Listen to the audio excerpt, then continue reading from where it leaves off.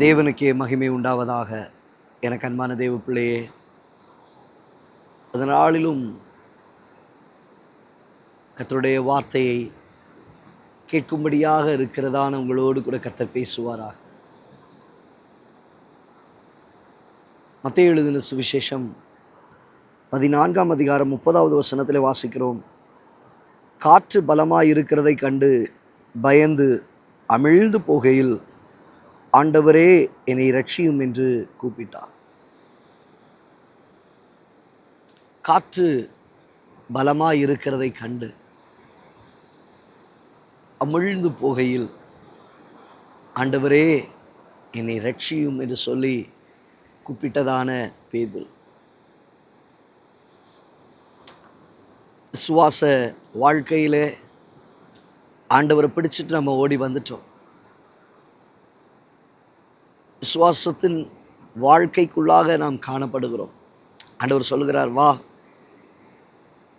படகை விட்டு இறங்கி கடலின் மேலே நீ நடந்து வா. பேதுருவே, நீ கடலின் மேலே நடந்து வா. ஆண்டவர் உங்களை அழைக்கிறார். இன்னைக்கு அநேக நேரங்களிலே ஆண்டவர் சொல்லுகிறார், உன்னுடைய வசதியின் நிலையை விட்டுட்டு நீ இறங்கி வாப்பா, நான் உன்னை நடத்துகிறேன், நான் உன்னை வழி நடத்துவேன். ஆனால் நாம் செய்கிற காரியம் என்ன? போதும், இந்த சட்டிக்குள்ளேயே குதிரையை ஓட்டிகிட்டு இருந்தால் போதும், இல்லை அதிலையே இருந்துட்டா போதும், இப்படியே பிரச்சனை இல்லாமல் ஓடிட்டா போதும். ஆண்டவர் சொல்லுகிறார், வா, கடலின் மேலே நட. அவனை இறங்கிட்டான், நடந்துட்டான். காற்று பலமாக இருக்கிறதை கண்ட உடனே, இன்னைக்கு காற்று பலமாக இருக்கிறது, நேருடைய வாழ்க்கையில் காற்று பலமாக இருக்கிறது.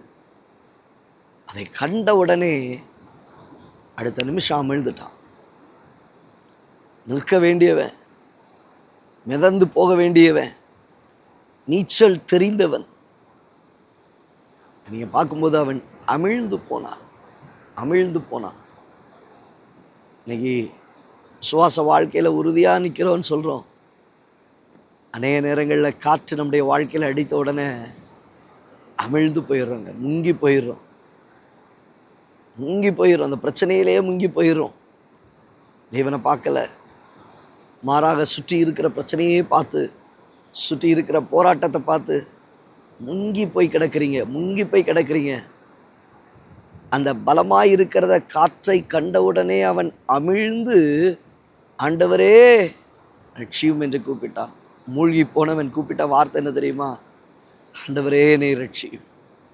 இன்னைக்கு தேவ பிள்ளைகளாகிய நீங்கள் ஒருவேளை நீங்கள் மூழ்கி இருக்கலாம். உங்கள் வாயின் வார்த்தை எப்படி மாறட்டும், ஆண்டவரே எனக்கு உதவி செய்யும் என்று சொல்லி he cried unto God. தேவனிடத்தில் அவன் அழுதான். ஆண்டவர்கிட்ட அழுங்க, ஆண்டவரை நோக்கி கூப்பிடுங்க, என்னை தூக்கி விடுங்கப்பா, என்னை தூக்கி விடுங்க ஆண்டவரே, நான் காற்றை பார்த்து பயந்துட்டேன். அந்த வார்த்தை அழகாக இருக்கும். அவன் காற்று பலமாய் இருக்கிறதை கண்டு பயந்து அமிழ்ந்து ஆண்டவரே என்று கூப்பிட்டான். அமிழ்ந்தது நிமித்தமாய் ஆண்டவரை நோக்கி பார்க்கிற அந்த நிலையை நாம் பார்க்கிறோம். ஆண்டவரை நோக்கி கூப்பிடுகிறதை நாம் பார்க்கிறோம். இன்னைக்கு நீங்க ஆண்டவரை நோக்கி கூப்பிடுங்க. கூப்பிடுகிற எவருக்கும் உதவி செய்ய வல்லமை உள்ளவர், கூப்பிடுகிற யாருக்கும் உதவி செய்ய போதுமானவர். உங்கள் வாழ்க்கையில ஆண்டவர் உதவி செய்வாருங்க. வார்த்தை அழகாய் சொல்லப்பட்டிருக்கும். பேதுருவை ஆண்டவர் தூக்கி எடுக்கிறார். பேதுருவே, அற்ப விசுவாசியே, நீ ஏன் சந்தேகப்பட்டாய்? ஆண்டவர் தம்முடைய கரத்தை நீட்டி உன்னை தூக்கி விடுவார். தேவ பிள்ளையே, நீ சந்தேகப்படாதே. உன் பிரச்சனைகளிலே மூழ்கி போவதற்கு எதுவாய் நீ பயப்படாதே, நீ சந்தேகப்படாதே.